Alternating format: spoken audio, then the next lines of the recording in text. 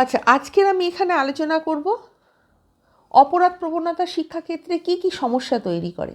অপরাধ প্রবণতা শিক্ষাক্ষেত্রে একটি গুরুত্বপূর্ণ সমস্যা। অনেকে এটাকে শিক্ষামূলক সমস্যা না বলে সামাজিক সমস্যা বলে থাকেন। প্রত্যেক সমাজের সভ্যদের আচরণধারা কেমন হবে সে সম্বন্ধে কতকগুলো বিধিনিষেধ ও নিয়মকানুন থাকে। সমস্যার সৃষ্টি হয় তখনই যখন কেউ এই আচরণ অনুসরণ না করে অন্যভাবে অসামাজিক উপায়ে আচরণ করতে শুরু করে। শৈশব ও কৈশোরকালে অনেকে এই ধরনের অবাঞ্ছিত আচরণ করে থাকে। সাধারণ দৃষ্টিভঙ্গি থেকে এই বিচার করলে এই সমস্ত আচরণ ধারাকে অসঙ্গত, অস্বাভাবিক ও অন্যায় বলে মনে হয়। এই জাতীয় আচরণ কিন্তু সবসময় শাস্তিযোগ্য তেমন মনে হয় না।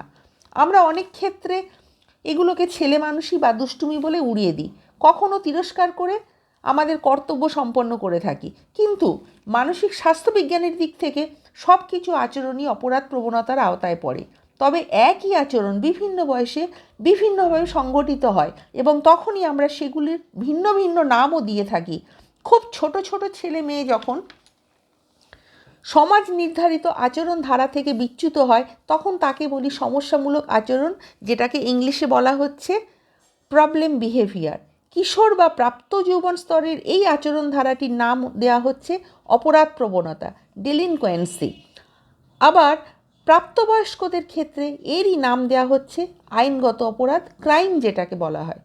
স্পষ্টতই অপরাধ প্রবণতাকে আইনগত অপরাধের মতো অতটা গুরুত্বপূর্ণ বা নিন্দনীয় বলে মনে করা হয় না। অপরাধপ্রবণ ছেলে মেয়েদের বিচার করার জন্য স্বতন্ত্র বিচারালয় রয়েছে, কিশোর বিচারালয় যেটাকে বলা হচ্ছে। আবার অপরাধ প্রবণতাকে আইনগত অপরাধ থেকে পৃথক করার কারণ হলো মনোবিজ্ঞানীরা বিশ্বাস করেন এই অপরাধপ্রবণ কিশোর কিশোরীদের অপরাধমূলক আচরণ করার পিছনে এমন কতগুলি কারণ আছে যার জন্য তারা নিজেরা দায়ী নয়। এই কারণগুলির প্রকৃতি নির্ণয় করে সেগুলি দূর করতে পারলে তাদের আচরণ ধারা আবার সহজ, স্বাভাবিক ও বাঞ্ছিত পথেই পরিচালিত হবে। এই ক্ষেত্রে অপরাধপ্রবণ বিশ্লেষণ করলে কিন্তু চলবে না, পর্যবেক্ষণ করতে হবে অপরাধীকে, কেন সে ওই রকম আচরণ করছে, সঠিকভাবে আচরণ ধারায় তাকে ফিরিয়ে আনতে হবে। আমার ভিডিও তোমাদের ভালো লাগলে লাইক, কমেন্ট, শেয়ার এবং সাবস্ক্রাইব করতে ভুলো না।